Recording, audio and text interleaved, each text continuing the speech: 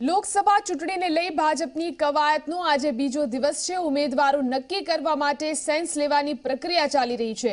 બીજા દિવસે જુદી જુદી બેઠકો ઉપર હોદ્દેદારો સાથે ચર્ચા કરાશે। અમદાવાદ પશ્ચિમ, સુરત, જામનગર બેઠક માટે સેન્સ લેવાશે।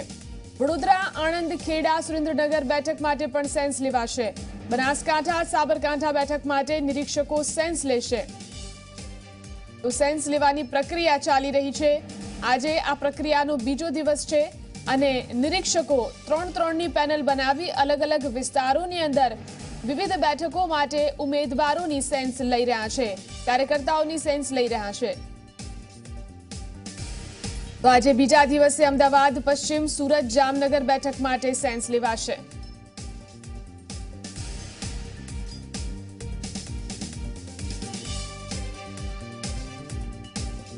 લોકસભાની ચૂંટણીને લઈ ઉમેદવારોની પસંદગીની રાજકીય પક્ષોની કવાયત ચાલી રહી છે, ત્યારે અમદાવાદ પૂર્વની બેઠક માટે ભાજપમાં 7 થી 8 ઉમેદવારોએ દાવેદારી નોંધાવી છે, જેમાં મુખ્ય દાવેદારોમાં સી.કે. પટેલ, ભૂષણ ભટ્ટ અને ડોક્ટર નિર્મલા વાઘવાનીનું નામ છે।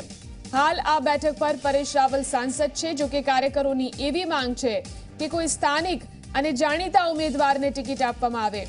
જો કે કોને ટિકિટ આપવી તેનો અંતિમ નિર્ણય મોદી અને અમિત શાહ કરશે।